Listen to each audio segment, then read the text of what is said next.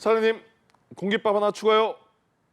하려다가 참게 됩니다. 그런 분도 계시겠죠. 왜냐하면 공깃밥은 1,000원이다 이런 공식이 깨졌습니다. 이제는 2,000원까지 올랐습니다. 네, 이렇게 가격이 오른 건 비단 공깃밥만은 아닙니다. 서민의 술이죠. 소주 가격도 인상이 되는데요. 서민들의 한숨이 깊어지고 있습니다. 뉴스캐스터 연결해 보겠습니다. 이민재 캐스터. 네, 출근길 인터뷰입니다. 오늘은 정윤선 사무총장과 이야기 나눠보겠습니다. 안녕하십니까? 네, 안녕하세요. 네, 짜장면도 그렇고 공깃밥 가격이 왜 이렇게 오른 걸까요? 네, 공깃밥 가격은 오랜 시간 1,000원을 유지해 왔었는데요. 그런데 쌀 가격을 살펴보면은 지난 10월 17일 기준 20kg의 소비자 가격 61,550원이었습니다. 전년도 대비에 비교하면 20% 정도 인상이 된 것인데요. 그 밖에도 인건비나 식자재 비용들이 다 같이 상승되다 보니까 이것이 결국은 상승할 수밖에 없었던 이유가 되지 않았나 싶습니다. 네, 이제 주류 가격도 살펴보겠습니다. 지난해에도 오른 것 같은데 소주 가격도 올랐다고요? 네, 하이트 진로에서 다음 달 9일부터 이제 참이슬 가격을 6.95% 인상하겠다고 발표를 했는데요. 주요 인상 요인으로는 소주의 주 원료인 주전 가격과 그다음 공병 취급 수수료, 그다음에 여러 비용의 인상으로 인해서 어쩔 수 없이 인상할 수밖에 없었다고 밝혔습니다.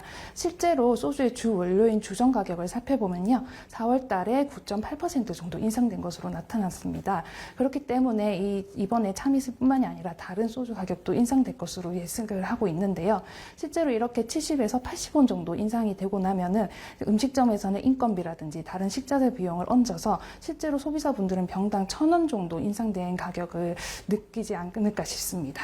네, 또 대중교통비와 우유 가격 등 안 오르는 게 없는 것 같은데 소비자의 부담이 커지지 않을까요?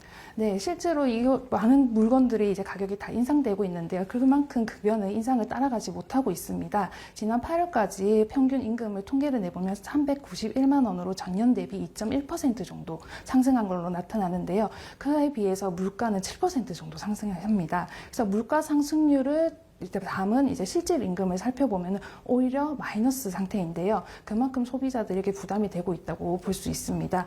또 이제 날씨가 추워지는 만큼 곧 난방을 시작하시게 될 텐데요. 그동안에 있었던 가스 인상이 결국은 난방비로서 더 체감이 되실 거예요. 그러다 보면 이번 겨울에 작은 물가 변동에도 크게 부담을 느낄 수 있을 것 같습니다. 네, 또 이렇게 잡히지 않는 물가에 대해서 대책이 있다면 한 말씀 해주시죠. 그래서 다들 아시겠지만 물가 인상의 주요 원인은 이제 유가 상승이라든지 이번에 이제 계절적 요인이 있는데요.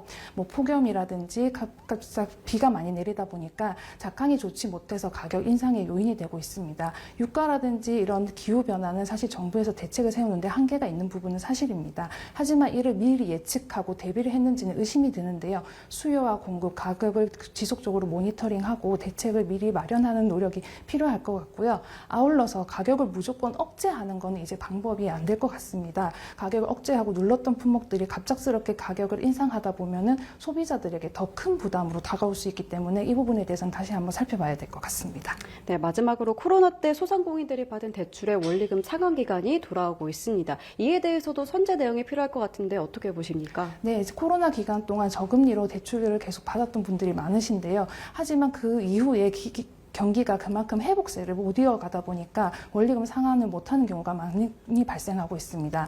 지금 8월까지 원리금 상환을 못해서 사고 난 금액이 1조 6,600억 원에 이른다고 합니다. 2020년도 초반과 비교하면은 3배 정도 증가한 금액인데요. 거기다가 금리까지 높다 보니 소상공인들의 부담이 매우 큰 상황입니다. 하지만 물가 인상의 압박 속에서 금리를 인하하기는 쉽지 않은 부분인데요. 그렇기 때문에 별도 대책이 필요할 것으로 보이는데요. 상환 기간을 연장한다던가 업태 전환을 지원한다는 등 실질적인 지원책을 마련해야 될 것 같습니다. 네, 오늘 말씀 고맙습니다. 지금까지 출근길 인터뷰였습니다.